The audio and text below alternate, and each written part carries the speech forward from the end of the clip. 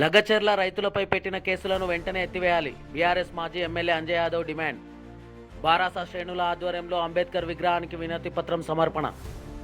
ప్రజాపాలన అంటూ అమలుకు నోచుకొని ఎన్నో హామీలు ఇచ్చి అధికారంలోకి వచ్చిన హస్తం పార్టీ ప్రస్తుతం డైవర్షన్ పాలిటిక్స్తో ప్రజలను మభ్యపెడుతూ అభివృద్ధిని విస్మరించిందని అన్నారు మాజీ ఎమ్మెల్యే అంజయ్ యాదవ్. ఫార్మాసిటీ పేరిట లగచర్లలో అమాయక రైతుల భూములను లాక్కొని వారిని కటకటాల్లోకి నెడుతూ వారి పట్ల కర్కశంగా వ్యవహరించడం ఆ ప్రభుత్వానికి మంచిది కాదని హితవు పలికారు. లగచర్ల రైతులపై పెట్టిన అక్రమ కేసులకు వ్యతిరేకంగా రాష్ట్ర వ్యాప్తంగా బీఆర్ఎస్ పార్టీ శ్రేణులు అంబేద్కర్ విగ్రహాలకు వినతి పత్రం సమర్పించాలని ఆ పార్టీ వర్కింగ్ ప్రెసిడెంట్ కేటీఆర్ ఇచ్చిన పిలుపు మేరకు రంగారెడ్డి జిల్లా షాద్నా నియోజకవర్గ ముఖ్య కూడలిలో మాజీ ఎమ్మెల్యే అంజయ్ యాదవ్ ఆధ్వర్యంలో బీఆర్ఎస్ పార్టీ శ్రేణులు అంబేద్కర్ విగ్రహానికి వినతి పత్రం సమర్పించారు. ఈ సందర్భంగా వారు మాట్లాడుతూ లగచర్ల రైతుల పట్ల అమానుషంగా ప్రవర్తిస్తూ వారిపై పెట్టిన అక్రమ కేసులను వెంటనే ఎత్తివేయాలని, కాంగ్రెస్ ప్రభుత్వం నిరంకుశ విధానాలను ఎండగడుతూ నిరసనగా వారిని తక్షణమే విడుదల చేయాలని డిమాండ్ చేస్తూ డాక్టర్ అంబేద్కర్ విగ్రహానికి వినతి పత్రం సమర్పించారు. ఈ కార్యక్రమంలో రంగారెడ్డి జిల్లా మాజీ ZP vice chairman Eta Ganesh, municipal chairman Narender, Keshampet మాజీ ఎంపీపీ రవీందర్ యాదవ్, కడంపల్లి శ్రీనివాస్ గౌడ్, వంకాయల నారాయణ రెడ్డి, సయ్యద్ హఫీజ్, రాంబాల్ నాయక్, ఒగ్గు కిషోర్, ఎజాజ్ అడ్డు, సలీం, బీఆర్ఎస్ నాయకులు, కౌన్సిలర్లు, కార్యకర్తలు పెద్ద ఎత్తున పాల్గొన్నారు.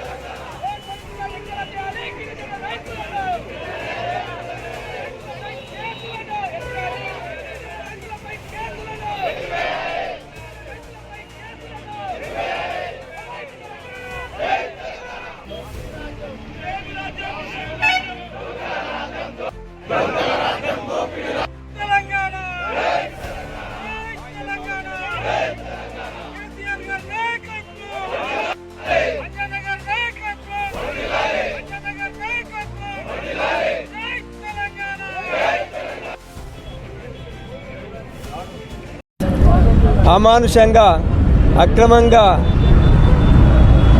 వారిపై కేసులు పెట్టి అరెస్టు చేసిన నిరసనగా మేమంతా మన రాజ్యాంగ నిర్మాత అయిన అంబేద్కర్ విగ్రహం దగ్గరికి వచ్చి ఆయన దగ్గర ఆయనకు రిప్రజెంటేషన్ ఇవ్వడం జరిగింది.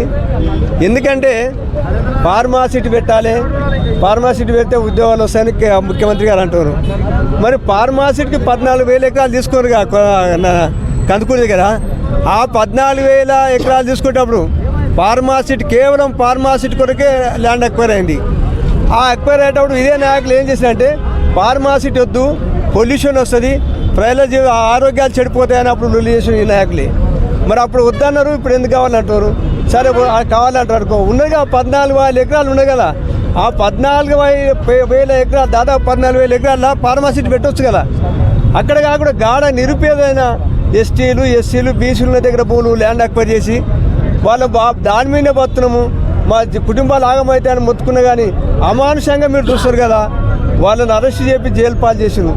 చరిత్రలో ఎక్కడ ఎప్పుడైనా జరిగిందో లేదో తెలియదు. ఇంకోటి ఏంటంటే అందులో రైతుకు హార్ట్ అటాక్ వస్తే వేడి వేసుకొని హాస్పిటల్ తీసుకుపోయారు. అంత దుర్మార్గమైన పరిపాలన మంచిది కాదు.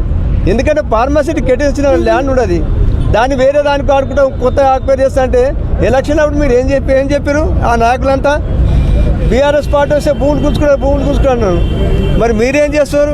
మేము భూములు గుంజుకోలే, ఒప్పించి నచ్చజెప్పి వాళ్ళు ఎంతమంది రెచ్చగొట్టినా ఒప్పించి నచ్చజెప్పి వాళ్ళని సంతోషపరిచే భూములు తీసుకున్నాం. కానీ మీరేంది ఇట్లా దౌర్జన్య కేసులు పెట్టిపించి కొట్టిపించి పోలీసులు కొట్టిపించి ఇది ఆ దౌర్జన్యం అన్నదాతల మీద రైతుల మీద. కాబట్టి మేము ఏంటంటే వెంటనే వాళ్ళని విడుదల చేయాలి. ఏం చేశారు? ఏం డకెట్సా, దొంగతనాలు చేసినా ఇన్ని రోజుల జైలు కుటుంబం రిమాండ్ ఇన్ని రోజుల వాళ్ళని వెంటనే విడుదల చేయాలి. వాళ్ళ మీద పెట్టిన కేసులను మాఫ్ చేయాలని ప్రభుత్వాన్ని డిమాండ్ చేస్తున్నాం. ఎందుకంటే ప్రజాస్వామ్యంలో మేము కొత్తగా ప్రభుత్వం వచ్చింది, మీరు చేసే డెవలప్మెంట్ చేయండి కదా. వేరే విధంగా ఉన్నదానికి ఇటువంటి పోయి రైతులను ఇబ్బంది పెట్టుకోము, ప్రజలను ఇబ్బంది పెట్టుకోము. రోజు డైవర్షన్ పాలిటిక్స్ కేసు కాకముందు ఇంకోటి స్టార్ట్ చేసుకోం. ఎందుకంటే ప్రజల దృష్టి అభివృద్ధి దిక్కు మళ్ళకుండా అభివృద్ధి చేస్తలే అనకుండా వాళ్ళు ఎన్నో హామీలు ఇచ్చారు. హామీలు అమలు కావని వాళ్ళకు కూడా గుర్తే.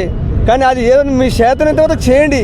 చేయకుండా దాన్ని మర్చడానికి ఏదో కొత్త పాలిటిక్స్ ఏంటంటే డైవర్షన్ పాలిటిక్స్ చేసి కొన్ని అరెస్ట్ చేసుకోము, అట్లా చేసుకోము, కేసులు పెట్టుకోము. అది మంచి పద్ధతి. ఇంతకుముందే హైడ్రా అని కానీ మూసినది అని ఎన్నో రకాలు అయితే రోజు కూడా కొత్త 15 రోజులు కూడా కొత్త ఇష్యూ తెచ్చి ప్రజల మూడున్నత మళ్లించే ప్రయత్నం చేశారు. కాబట్టి ప్రభుత్వం మేము డిమాండ్ చేసినట్టే ఇది మంచి పద్ధతి కాదు.